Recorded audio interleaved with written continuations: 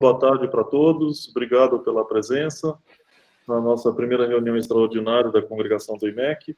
Justifica a ausência o professor Jaime Vaz, está em consulta médica, o professor Laércio Barros, que está em licença sabática, está sendo substituído pelo Clínio. Obrigado, Clínio, por estar... Ok. E a aluna Luana Aguiar está sendo substituída pelo Antônio Maneta. Muito bem. Lembrando, como sempre, agora a gente já se habituou, que o registro de presença é feito pelo Google. A gente não precisa fazer como era no começo, que tinha que atestar a frequência. E as votações também a gente já está acostumado, que faz pelo chat. Talvez seja a última vez que a gente faça pelo chat, quem sabe no próximo mês a gente já faz, no mínimo híbrido, né? Pelo menos. Então tá, pessoal, eu tenho aqui uma sequência de informes, todos eles muito rápidos e alguns muito boas notícias. Primeiro começar pelas notícias assim, internacionais que nos afetam e que não é uma boa notícia, é o cancelamento do International Congress of Mathematicians de 2022, que seria em São Petersburgo, que foi cancelado em razões da guerra da Rússia com a Ucrânia. Eu aproveito, no meio dessa notícia ruim, eu aproveito para passar uma notícia muito boa, que a gente vai ter aqui no IMEC, pela segunda vez, uma escola, segunda ou terceira, me corrijam, a Escola São Paulo de Ciência Avançada, que está sendo organizada pelo Christian Oliveira. Vai ser do dia 2 a 13 de agosto. São 50 alunos nacionais, 50 alunos internacionais e mais ou menos uns 50 participantes, professores, pesquisadores internacionais também. O tema vai ser EDPs estocásticas e aplicações, então vai ser um tema muito... E só lembrar que nesse evento o professor Martin Heyer, que é um dos medalhistas Fields, ele vai dar um mini curso na segunda semana desse evento. Bom, então tá. Então, notícia ruim, internacional, contrapondo com uma coisa boa que a gente faz aqui dentro. Segundo aviso, também uma notícia... Paulo, o Marcelo levantou a mão, daí não sei se ele tem dúvida sobre esse primeiro informe. Eu só queria fazer um adendo rápido de... As escolas São Paulo de Ciências Avançadas são sempre por chamadas da FAPESP, que costumam aparecer uma única vez por ano, e abriu essa semana, com prazo 25 de abril. Então, se as pessoas se sentirem motivadas pelo fato, né, pode ser o caso de se propor para 2023. Tá? Só isso. Ok. O segundo informe é a notícia boa do reajuste. Não é tão boa, podia ser um pouco melhor, mas a gente vai ter aí um reajuste salarial de 20,7%, correspondente à inflação acumulada entre a data base de 2019 e março desse ano. Então, professores e funcionários vão ter esse reajuste. Isso ainda não cobre tudo que foi desgastado pela inflação no período todo desde que a gente entrou na crise, né? Desde 2016 ou 2015. Muito bem. Terceira notícia, boa notícia também, o caixa da Unicamp está cheio. A gente teve uma arrecadação no ano passado 25% acima de todas as expectativas. A reitoria está fazendo um programa para contratação de docentes. Isso eu já avisei os chefes. E ela fez uma primeira regra para contratação de docentes, onde o IMEC ficaria com pelo menos 7 novas contratações. Essas regras estão sendo ainda discutidas, os diretores estão fazendo uma contraproposta para a reitoria, e não deve ser pior do que essa. Então, a gente pode ter aí uma expectativa de mais ou menos, para o IMEC, alguma coisa... Bom, no mínimo 7, eu diria isso. Não vai ser pior do que isso. A gente está hoje com 93 docentes, a gente voltaria a ter pelo menos uma centena de docentes. Só lembrando que demissões e falecimentos, a reposição é automática, né? O que está sendo reposto aqui são aposentadorias. Quarta notícia, também uma notícia boa. Também os chefes já estão sabendo e já implementaram, eu agradeço os 3 chefes por isso, são as promoções horizontais da carreira MS, tá? E lembrar que esse ano de 2020 não existe restrição orçamentária. Então, gostaria de deixar alerta, atento e estimular para que todos os nossos colegas que tenham oportunidade de fazer a promoção horizontal, o momento é nesse ano. A partir do ano que vem, a promoção horizontal precisa ser justificada, precisa mostrar que tem recurso financeiro para fazer isso, a situação começa a mudar de tom. Então, o momento é esse. Foi reservado no orçamento de 2022 o equivalente, um recurso relativo, que corresponde a 1,5% do orçamento da universidade, contando que todos os docentes que pudessem fazer promoção horizontal fariam.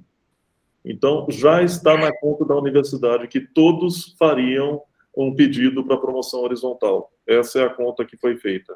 Então, o momento é esse. Gostaria que os chefes repassassem para todos os docentes essa motivação para a promoção horizontal. A gente não sabe depois quanto tempo mais, quantas novas crises vão aparecer daqui para frente. Então, o momento é esse. O quinto informe, também rapidinho, a gente teve a nova eleição dos representantes na congregação, homologada pela CAD, foi feita na CAD de antes de ontem, e eles tomam posse na reunião de abril. Então, eu aproveito aqui para agradecer os representantes que encerram o mandato nesse mês, tá? E pela dedicação, por estar sempre aqui presentes. Outra questão que eu gostaria de falar, a gente já fofocou aqui, eu gostaria de tentar fazer com que a nossa próxima reunião da congregação fosse pelo menos híbrida. Se não, quem sabe, até a gente não consegue ela 100% presencial, mas no mínimo uma transição híbrida. E isso não depende só da gente, depende de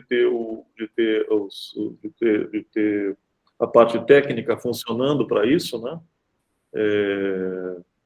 Se fosse só presencial, não depende tanto da parte técnica, mas se for híbrida, vai precisar, sim, de telas e de microfones, etc. Então, vamos tentar fazer todo o esforço para tentar fazer, pelo menos, híbrida, ok? Eu acho que vai fazer bem para todo mundo, vai ser muito bom, e, sobretudo, voltar com o cafezinho, que tanta gente gosta. Meu último informe é sobre o retorno presencial que a gente vai fazer a partir de segunda-feira da semana que vem. Eu acho que está sendo um momento da gente... um momento de uma certa comemoração, uma certa alegria de depois de tanto desconforto que a gente passou em vários aspectos, inclusive o aspecto acadêmico, né? Eu acho que é um certo alívio a gente poder estar revendo os alunos, poder entrar em salas de aula, poder pegar em giz de novo e dar aula, etc., né? Esses são os informes que eu gostaria de passar. Eu quero só perguntar se o Ricardo gostaria de comentar alguma coisa a mais, ele que é o presidente da comissão da crise Covid. Eu não sei se ele gostaria de fazer alguma fala adicional a essa, de todas as reuniões que foram feitas com a força-tarefa de retorno. A gente já conversou sobre isso no CI muitas vezes, sobre como está se dando esse retorno, qual que é o apoio que a gente está tendo da reitoria dos diversos setores, etc. E estamos culminando com isso. Amanhã é o último dia útil sem alunos presenciais na Unicamp, o que eu acho uma alegria para todos, né? Ricardo, você gostaria de comentar algumas palavras? Paulo, só vou fazer um comentário, porque na verdade a gente fez uma série de materiais que estão no site do IMEC, que estão longe de tentar tirar todas as dúvidas dos docentes, alunos e funcionários, mas pelo menos ajudam em alguma coisa. Um material é um material muito bom, feito pelo pessoal da graduação, né, pelos coordenadores, que tá girando no banner, né? Você entra na página principal, tem 2 banners sobre isso. O primeiro banner é um banner meio propaganda das coisas que foram feitas no IMEC, e também com a lista de informações relevantes para os alunos, por exemplo, ressaltando que o uso de máscara aqui na instalação do IMEC ainda é obrigatório, falando sobre distanciamento, algumas coisas muito simples, e lá tem um link para os protocolos sanitários da reitoria. É o link para um arquivo PDF. Bom, o link é o link PDF, eu sempre tenho receio de alguém tirar esse PDF de onde está e trocar o link, mas por enquanto o link está funcionando, talvez já tenha incluído na página. A gente mandou por e-mail para a comunidade toda ontem, pelo e-mail Covid-IME, esse mesmo protocolo. Então, assim, esse protocolo tenta explicar coisas do tipo, olha, eu sou aluno e estou com sintoma, o que eu devo fazer? Então, ele responde a esse tipo de questionamento. E no site do IMEC também tem o segundo banner feito pelos coordenadores de graduação, com várias informações muito importantes. E, assim, é um manual bem pragmático do que acontece. Foi muito bom, recomendo a todos a leitura, passar pelo site lá e dar uma olhada. No mais é isso, eu acho que Bom, as salas do IMEC foram adaptadas em algum sentido, né? A gente optou por não tirar as carteiras da sala, mas a gente colou na carteira um xizinho, marcando onde que não era para ser usado. Então, já deixo o agradecimento ao pessoal da ala, ao pessoal da informática, ao pessoal do operacional, que trabalharam muito nisso aí nos últimos dias. Não só nisso, mas em arrumar laboratório de informática, manutenção em janela, tentar fazer manutenção em ar-condicionado, ou pelo menos requisitar limpeza e manutenção, os aparelhos ficaram muito tempo parados, né? Então, assim, toda a equipe técnica do IMEC trabalhou bastante nisso nas últimas semanas. Tem uma única questão que a gente ainda está quebrando a cabeça para ver como faz, é sobre a distribuição das máscaras, né? A Unicamp vai fornecer máscara para todo mundo, né? Aluno, docente e funcionário não docente. Para servidor e para a gente aqui no IMEC, funcionário ou docente, essa distribuição é simples de acontecer, porque a gente tem acesso ao sistema do patrimônio. Então, assim, o sistema é o mesmo que você vai lá pedir uma folha Chamex, né? Você entra, faz login, escolhe as coisas, todo mundo já está acostumado a usar. Agora tem a opção de máscara. Então, você vai lá no patrimônio, pega com quem tiver lá, o pessoal... Como isso é o tipo de coisa que a gente, docente, usa muito raramente, né? Eu não sei vocês, mas eu não tinha a menor ideia mais de onde clicava lá para escolher as máscaras, mas aí o pessoal ajudou bastante nisso lá. E é uma distribuição fácil de fazer. Nosso problema está sendo a distribuição para máscara para os alunos, né? Num primeiro momento, a gente optou por distribuir máscara para os ingressantes. Bom, vários motivos para isso. O primeiro deles é que, talvez, assim, os ingressantes são aqueles que vão ter aula em salas mais lotadas, né? O cara que entrou em 2020, agora ele já está começando o terceiro ano dele, ele vai estar numa sala pequena. Enfim, o ingressante não, seria melhor que ele tivesse logo acesso a essas máscaras cirúrgicas aí.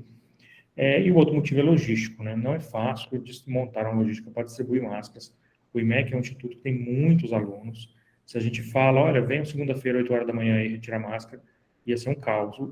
Ia gerar um efeito contrário à medida sanitária. Né? Ia gerar aglomeração para retirar máscara. Mesmo se a gente escalonasse isso aí, de A a F vem na segunda, de G, não sei o que, vem na terça, também não dá certo, a quantidade de alunos é muito grande. E, principalmente na primeira semana, as secretarias têm demandas de recepção. Tanto a Secretaria de Pós como a de Graduação já tem um monte de demanda ali. E, assim, quem vai na Secretaria de Graduação agora, essa semana, é o ingressante. Ele vai receber o kit calouro dele, né? Então, já vai receber alguma coisa mesmo, coloca as máscaras dele lá e entrega para ele. Foi o jeito mais fácil que a gente achou para fazer isso. Então, vamos começar a distribuição pelos ingressantes. O outro motivo de por que a gente começou a fazer isso é que o IMEC não recebeu todas as máscaras ainda. A gente recebeu 300 caixas de máscara, então a gente consegue atender quase 300 alunos, só que a gente tem quase 2.000. Então, tem que começar de algum lugar, começamos pelos ingressantes. A gente está para receber mais máscaras, o IMEC fez um pedido de 79 mil máscaras, viu? A conta é 44 máscaras descartáveis para cada aluno por mês. Mais 1.000 máscaras para funcionário docente dessas PFF2. A DGA, não existe em estoque essa quantidade de máscara, né? Nem para o hospital talvez exista. Então, assim, eles vão entregar aos poucos. Unido a isso, a questão da eminente liberação de máscara em espaço fechado, não sei como que a Unicamp vai responder a isso, mas vários lugares já liberou, vários estados do país já liberou o uso de máscara em sala de aula.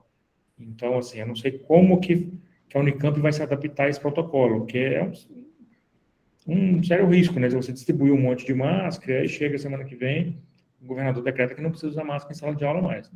Eu não sei que grau de autonomia as instituições terão para manter o uso da máscara, caso não seja mais necessário por uma lei do governador. Então, tem várias questões aí permeando essa questão da distribuição de máscara. Então, a gente está entregando, a gente tem que entregar, então, o jeito mais fácil foi entregar para os ingressantes. Então, se alguém tiver algum aluno aí que perguntar sobre isso, a resposta é essa. Porque a Unicamp avisou para os alunos que entregará máscara. Então, os alunos estão vindo aqui e falam, quero minha máscara.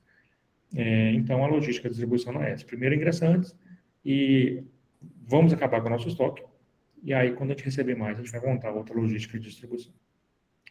No mais, assim, reforço mensagem para vocês irem no site do IMEC e darem uma lida nas informações que estão nos banners rotativos lá. O primeiro banner são informações bastante burocráticas, deixo ele para pendurar. O importante mesmo é você ler o segundo banner lá, que está escrito orientações aos docentes. As orientações, está escrito orientações aos docentes, mas sei lá, eu sugiro ao pessoal da graduação até que mude esse nome, porque na verdade a orientação serve para todo mundo. Assim. Talvez seja a melhor fonte de informação sobre informações do retorno que eu achei em todos os sites da Unicamp, seja essa página aí, que está na nossa página do IMEC, porque ela é clara. Você lê e você entende as informações. A reitoria tem uma série de sites, né? Então as informações ficam meio espalhadas. Essa aí não, está tudo claro, você clica aqui, vê as coisas. Não sei quem foi o computeiro aí da comissão de graduação que fez isso. Chuto que o Bilotti teve boa participação nessas coisas aí. Olha, a gente devia contratar o Bilotti para fazer o site do IMEC, viu? Que ficou muito bonitinho, muito claro. Então a informação é essa, e semana que vem volta às aulas, né? Então, boas aulas para todo mundo aí.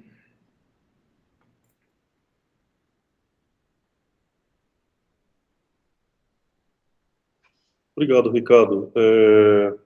Eu vi que algumas pessoas levantaram a mão, ou pelo menos o Laércio levantou a mão. Eu gostaria de fazer as inscrições para, além do Laércio, mais alguém gostaria de se inscrever para o expediente, para comentar sobre algum dos informes ou alguma das coisas que foi comentada agora no expediente?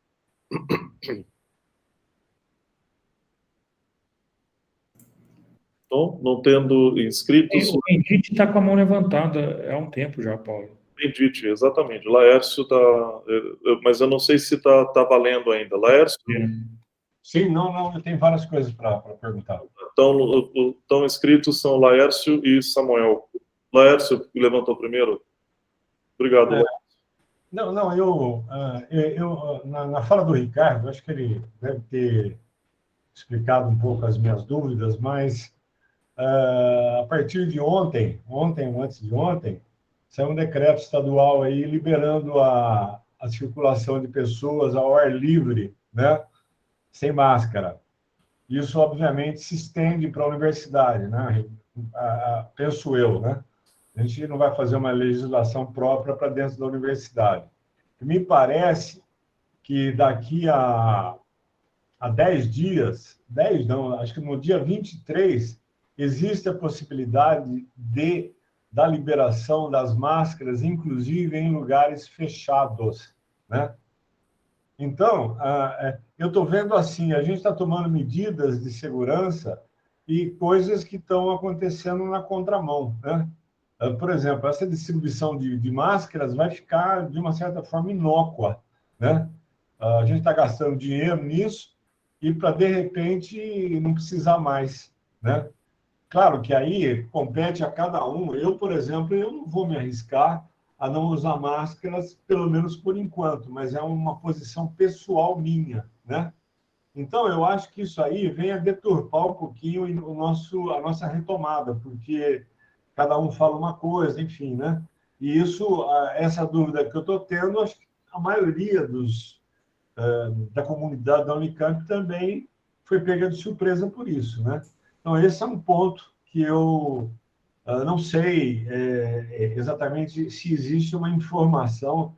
Acho que o Ricardo falou que talvez a gente tenha liberdade de adotar uma medida, né, da utilização de máscaras, pelo menos dentro do campus. Não sei se isso é possível, né? Porém, fica aí a minha preocupação. Em segundo lugar, em relação a essa retomar, na segunda-feira foi dito que haverá uma recepção aos ingressantes 22 e mais aos ingressantes 21, né?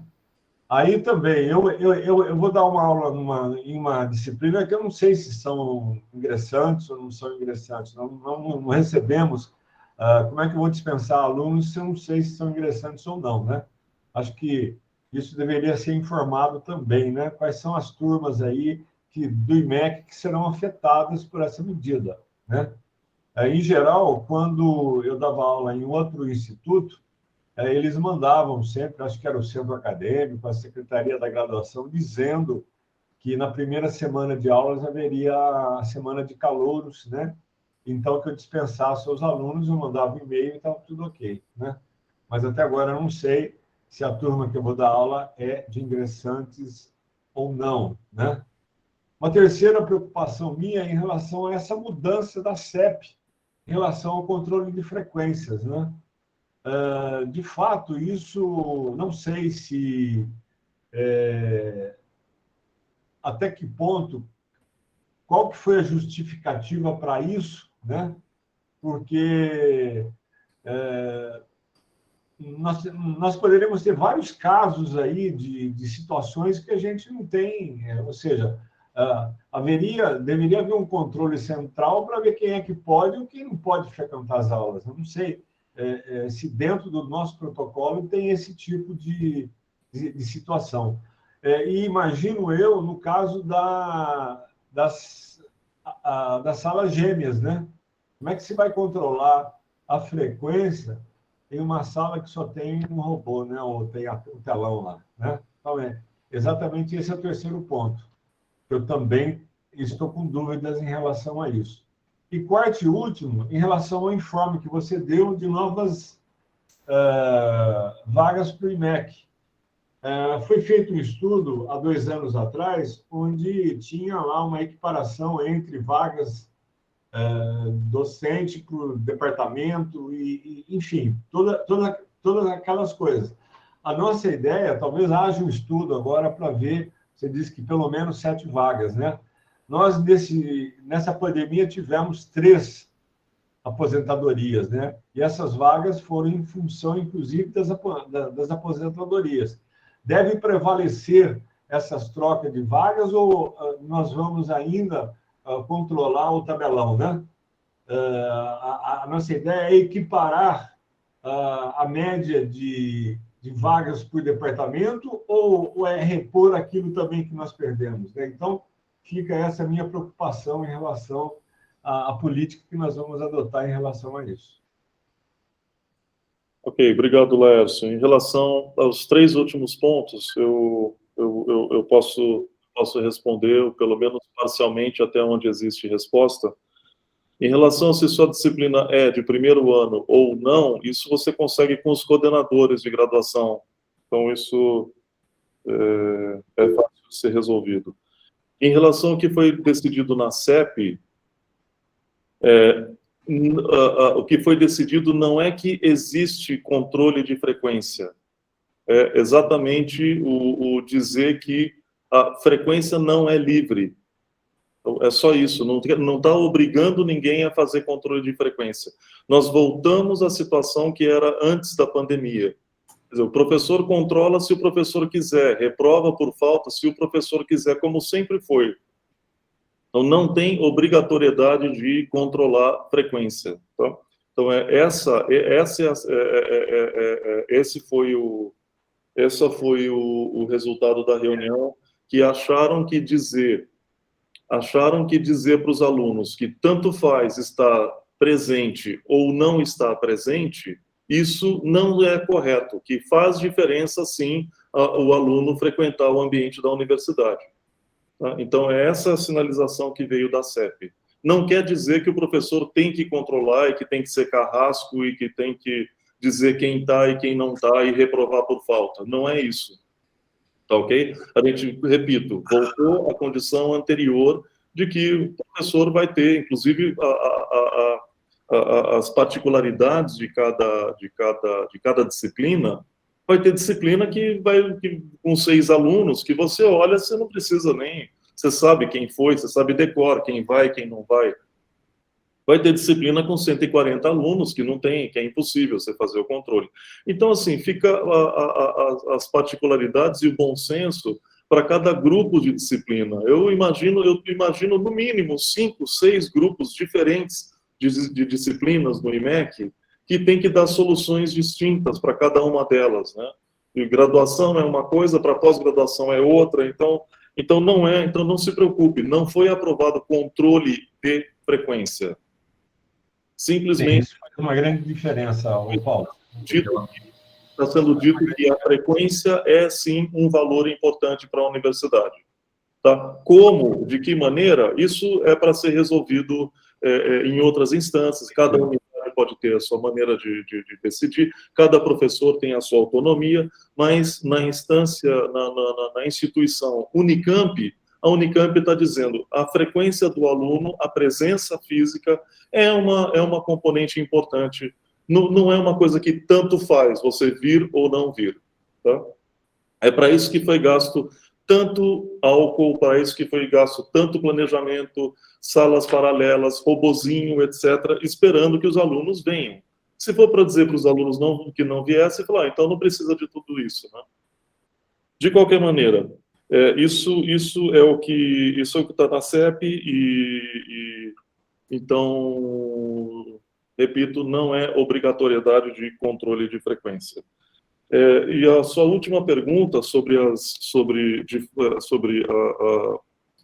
distribuição de vagas, de fato, a gente tem no site do IMEC disponível exclusivamente para a comunidade não, para professores e funcionários, portanto tem que entrar com senha, isso não está disponível para fora do IMEC, a carga didática de cada professor nos últimos anos, isso foi um trabalho da Samara, do Mahendra, eu não sei se o Samuel já atualizou alguma coisa, mas eu aproveito aqui para agradecer o trabalho deles, em que aparece carga didática por cada professor, a carga didática média de cada departamento, a carga didática... Portanto, é uma questão de a gente fica fácil saber, olha, com essa carga didática do departamento, com o número de professores que tem, o que está acontecendo, como que está, o quanto que, se carga didática média for entrar como parâmetro, essas tabelas já estão feitas e já tem esses dados, pelo menos a partir de 1 ano atrás, mais ou menos. De 3 a 1 ano atrás, esses dados estão lá. É isso que eu quero dizer. E isso pode ser uma ferramenta interessante. Agora, eu acho que não está na hora da gente antecipar essa discussão, que isso aqui vamos ver o que vai acontecer, como que vai fechar isso, se a reitoria vai fechar para esse ano ou se ela vai fechar ainda para o ano que vem. Eu espero que seja o quanto antes, inclusive antes do período de eleição, que não pode ser feito contratações. Ok? Mas é uma pergunta importante a sua, já antecipar como que vai ser feita essa distribuição de vagas. Essa é a questão. E está aqui uma das respostas. Se a gente for olhar a carga didática, a gente tem essa ferramenta na mão para estar trabalhando com ela também. Ok? Pessoal, vou passar para o Samuel também e em seguida para a Tatiana. Samuel, obrigado. Ok. Primeiro, respondendo a algum comentário que o Laércio fez, a calorada, então, de fato, vai impactar os alunos que entraram agora e no ano passado, porque eles não tiveram nenhuma atividade presencial, e a reitoria, eu concordo, acha que deve ter uma atividade de acolhimento e recepção para esses alunos presencialmente, que vai acontecer na segunda e na terça-feira. Isso estava sendo discutido há algum tempo atrás, mas, em particular, eu confesso que eu não consegui avisar os nossos colegas em tempo, e aí hoje chegou a notificação, assim, confirmando a calorada, e só hoje, então, que eu mandei uma mensagem agora há pouco para os docentes avisando dessas atividades. Enfim, isso significa, Laércio, que as disciplinas que começam com o número 1, 2 ou 3 nas nossas siglas, tem alunos que são calouros ou desse semestre ou do semestre do ano passado. Então, esses são os alunos que são atingidos. Isso é uma atividade proposta para a universidade como um todo. Faltou um bocado de comunicação, sim. Existe todo esse transtorno do retorno, com muitas variáveis ainda em jogo, e isso ficou sucumbido por tantas outras variáveis que a gente acabou não dando tanta atenção assim. Por outro lado, isso vai dar 2 dias de uma certa folga para a gente ainda acomodar os eventuais bolsistas de apoio ao robozinho que nós tivemos liberação de chamar ontem. Então, a gente vai tentar selecionar alguns e ver o que a gente pode fazer. A gente chega ao ponto de a gente nem querer acionar esses bolsistas, mas depois, refletindo um pouquinho, por um lado, são eventualmente bolsistas que não atendem o critério BAS, não é uma bolsa de auxílio social, vai ser uma bolsa que pode atingir outros alunos. Eu tenho uma preocupação, e mantenho essa preocupação, de que pode ter uma migração dos bolsistas para os bolsistas de apoio ao Educarte, mas isso é um risco que a gente tem que tomar. Não está claro para a gente quantos bolsistas nós, de fato, temos. Ainda estou tentando verificar isso, onde essa informação foi parar, mas com esses 2 dias de caloradas, em que atendem, onde eventualmente nós teríamos a bolsista para contribuir, nós teríamos, então, uma certa folga para colocar na disciplina. Em relação às máscaras, eu acho que provavelmente nós não vamos precisar de máscaras ao ar livre por muito tempo, mas eu ainda vou insistir que nós mantenhamos internamente a exigência de máscara nas salas de aula. A questão toda do distanciamento envolve, das medidas sanitárias, envolve não apenas o fato de estar próximo, e a gente já está tendo uma certa limitação para isso, mas também o tempo de ficar próximo. Então, os alunos que vão ficar numa aula mais de 1 hora parado, um ao lado do outro, eu ainda acho que, por cautela, devemos usar, assim, impor as máscaras internamente, pelo menos nas salas de aulas. Eu concordo que ao ar livre, aí é uma visão minha, que eu acho que também não seria tão necessária, mas dentro da sala de aula eu enfatizo que seria importante. Eu lamento muito, Paulo, que a CEP derrubou a proposta da CCG. E não é a questão de você sinalizar que os alunos não precisem vir à sala de aula, é que eles poderiam deixar de ficar uma preocupação a mais se precisasse faltar às aulas.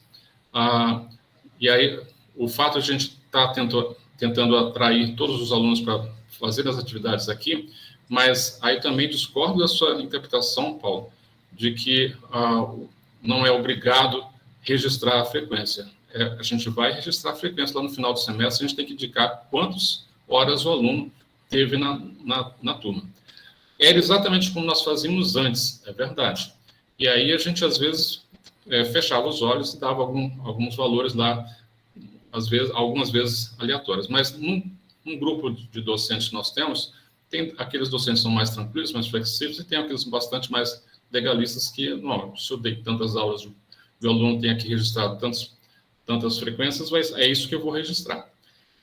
E aí, com toda a confusão que eventualmente nós temos com as salas de aula invertidas ou alternadas ou as salas gêmeas, o controle dessas frequências era muito difícil. E esse foi o argumento que venceu na CCG. Então, eu lamento muito que nem o pró-reitor de graduação votou a favor, lá na CEP, votou a favor disso. Infelizmente, eu não consegui participar da CEP e nem fazer, digamos assim, um lobby, junto com os colegas meus representantes docentes, os nossos diretores, para enfatizar os argumentos que foram levantados lá na CCG, que fizeram a proposta de liberar a frequência. Não foi unânime, é verdade, mas nós tínhamos argumentos fortes suficientes para convencermos que os principais interessados na questão de graduação em particular estavam convencidos que, na sua maioria, era melhor ter uma frequência liberada do que impor o registro de frequência pelos docentes. Enfim, são águas passadas, isso já aconteceu, não é o fim do mundo também, a gente já lidou com isso anteriormente, mas vai causar uma série de transtornos, vai ter alunos que vão ser reprovados, assim, porque, bom, se você não estava na minha sala, não está registrado, e aí o professor dá lá a sua frequência, e isso pode provocar uma série de contratempos. Mas a gente vai contornando isso aos poucos. E, finalmente, nós temos uma vantagem, e isso estou tentando, nos vários locais, indicar para os nossos colegas, esse adiamento e essa confusão, assim, nós temos hoje ferramentas mais apropriadas para conversar com os nossos alunos. Então, a gente pode, e eu estou estimulando isso, os docentes já entrarem em contato com os alunos para prepararem um semestre que ainda não será muito típico, mas a gente vai contornar isso da melhor maneira possível. Se, eventualmente, todas as preocupações com a pandemia caírem por terra, a gente volta a um quase normal, mas a gente tem ferramentas muito mais interessantes para utilizar, mesmo no nosso ensino presencial, que pode ser aprimorados. São esses comentários. Valeu. Ok, obrigado, Samuel. No que se refere ao controle da frequência, a gente tinha conversado sobre isso, e eu respeito muito. Eu tenho muito respeito pelo seu ponto de vista. Eu não tenho direito a voto na CEP, eu estava como convidado, não votei, portanto, né? Mas o que eu acho, e aqui eu vou colocar assim, o que eu já disse para outros colegas diretores, o que eu acho é que essa discussão foi muito mal encaminhada pela PRG. Tá? Uma coisa, entre a reitoria, vista institucionalmente como Universidade do Estado de São Paulo, e o chão de fábrica, e a sala de aula, onde efetivamente acontece, existem várias outras instâncias, existem as unidades, existem as coordenações, existem os cursos coordenados, etc. Né? Quer dizer, em nenhum momento a reitoria percebeu isso e falou, nesse nível não, mas daqui para baixo sim. Vamos articular de uma tal maneira que a gente não apareça como uma universidade que tanto faz a presença.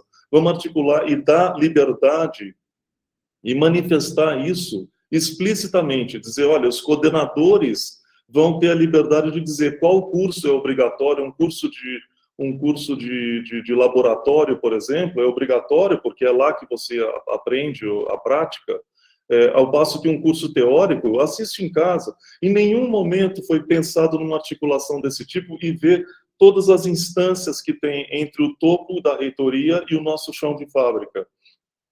Eu lamento profundamente, assim, e da maneira como foi feita a votação foi feita lá em cima. Se a coisa é lá em cima, é da universidade, bom, foi assim que foi decidido e que a universidade não é vai ter frequência obrigatória. Mas eu achei que faz falta manifestações nessa direção. Dizer, coordenadores, eu concordo com vocês, vocês entendam a função institucional da universidade, eu concordo com vocês, vamos fazer uma coisa meio termo em que os coordenadores vão ter a liberdade de dizer, essa disciplina pode, aquela lá não, essa sim. No IMEC, provavelmente todas poderiam ser, não ter controle de frequência. Mas no nível que eles estão, no nível de reitoria, isso eu acho que, enfim, são águas passadas, é como você falou, não é como você usou uma expressão interessante, não é o fim do mundo, não é o fim do mundo nem de um lado nem do outro, mas eu tenho muito respeito pela sua posição, eu sei que você levou isso na CCG e tal, e tenho muito orgulho também, né? Mesmo assim, discordando desse ponto, nos outros a gente concorda em quase tudo. Então eu tenho muito respeito e admiro muito. Apesar de uma coisa pontual, aqui é uma coisa pontual e que eu acho que se tivesse sido encaminhado de outras maneiras, a gente não estaria nem conversando sobre isso agora, né? Mas enfim, bola para frente, e eu tenho total confiança, já falei isso várias vezes em público e repito, tenho total confiança na sua condução como coordenador de ensino, não só em você, como nos outros 2 coordenadores do IMEC. Tá? Aliás, por falar em coordenação do IMEC, tem mais uma coordenadora que pediu a fala agora no expediente, que é a Tatiana. Bem-vinda, Tatiana. Obrigada, estou literalmente no IMEC hoje. Bom, eu não vou nem ficar esbravejando muito, eu já falei bastante no grupo do IMEC hoje de manhã, então muitos já sabem a minha opinião, mas formalmente aqui, ressaltar o que o Samuel está dizendo em relação ao controle da frequência, Paulo, eu também entendo que regimentalmente é exigida a frequência, inclusive as disciplinas que cobram, cuja aprovação é baseada em nota e frequência, exige uma nota mínima 5, né? Isso está no regimento, e frequência mínima de 75%. Então, assim, o que era feito na prática, né, por alguns docentes, de colocar panos quentes e não registrar a frequência, não era o que estava dito no regimento. Então, assim, eu também entendo que não é opcional, é algo que é para seguir o regimento. Então, lógico, na prática, né, é aquela coisa, na prática a gente, alguns fingiam que controlava a frequência e chega no final, coloca alguma coisa lá na DAC para que o aluno não seja reprovado por frequência.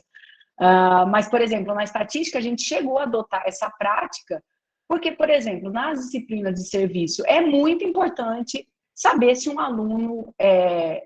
a gente tem essa alta demanda e é importante saber se um aluno reprovou por frequência, né? Que ele simplesmente deixou de ir nas aulas, né? Eu acho que essa é uma informação relevante que a gente deveria, sim, ter o registro, né? Até porque um aluno que é reprovado por frequência, ele não pode se matricular numa turma especial. Então, existe uma série de consequências que é diferente do que um aluno que frequenta as aulas do semestre inteiro, teve dificuldade no aprendizado e reprovou por nota. Então, eu acho que é bom a gente avaliar também essas coisas, né? Já que está toda essa discussão.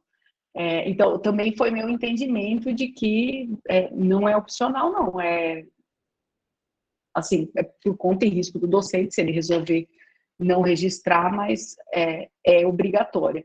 E esse ponto falava de uma deliberação, né, da CEP, que não dizia só a respeito de frequência, ela falava em relação à liberação de pré-requisitos, tinha muitas outras coisas, a opção, né, do docente, a aprovação ser por conceito e não nota e frequência. Então, parece que tudo voltou na situação que era em 2019. Né? Então, mas isso também não fica claro naquele comunicado, porque o que estava sendo votado era a prorrogação da deliberação em relação ao controle da frequência. E realmente é lamentável que, bom, esse assunto foi discutido na CCG Não foi uma votação unânime, né? Foi bem dividida ali a opinião, porque eu acho que tem argumentos válidos dos dois lados, né? Foi acho que 56% a 42%, alguma coisa assim. Mas o que eu acho lamentável é que um órgão colegiado tomou uma decisão e essa decisão não foi representada na CEP pelo nosso representante, que no caso é o pró-reitor de graduação. Então, a gente aqui, né, como representantes, eu acho que a nossa opinião pessoal, muitas vezes, não é isso que a gente tem que trazer, por exemplo, aqui na congregação ou algumas coisas assim. Então, isso realmente é lamentável. Eu me senti assim, por que a gente fica discutindo se depois o que vale não é o que foi deliberado nesse órgão, né? Enfim, muito chato da encolher, mas é isso. E em relação às tabelas que vocês citaram, eu digo aqui, uma Rendra já me pediu várias vezes, a Samar já me passou os códigos em relação a número de todas aquelas tabelas que a Samara fez e já apresentou numa congregação, a Samara já me passou os códigos. Uma Rendra me pediu várias vezes para atualizar e eu vou dizer, falta de tempo mesmo, eu fui deixando para depois e acabei não fazendo. Então, é algo que eu posso colocar na lista de tarefas e tentar fazer aí para o futuro, se essas informações forem úteis, tá bom? E é isso. Obrigada. Ok, obrigado, Tatiana. Eu acho que é hora da gente começar a atualizar aquela tabela para depois, porque as vagas estão aí, estão batendo na porta. Não está ainda formalizada, não sabemos nem o número, mas eu acho que essa é uma informação importante e relevante na hora de fazer a divisão dessas vagas. Eu acho que eu agradeceria muito se vocês começassem a atualizar essas planilhas. Sim. Ok? Sim, eu vou alinhar as coisas com o Samuel e a gente vai dar andamento. Ok. Obrigado mais uma vez. Pessoal, vamos passar para a ordem do dia. A mesa não tem destaque. Eu quero perguntar se alguém gostaria de destacar algum item dessa pauta de 4 páginas. São momentos assim excepcionais de uma pauta com 4 páginas e 25 itens.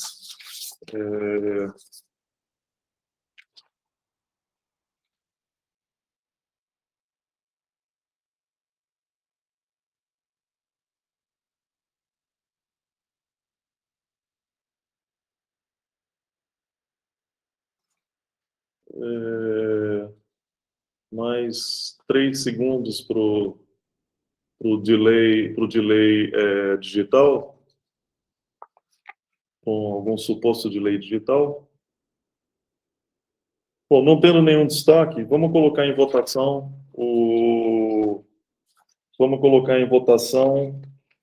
todos os itens da pauta de 1 a 25. Só um minutinho, Paulo, já vou colocar o link no chat. Obrigado, Lu.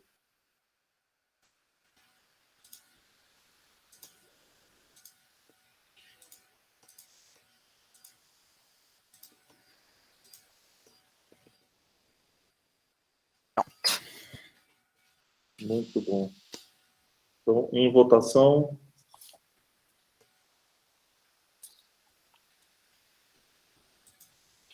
Todos os itens não destacados.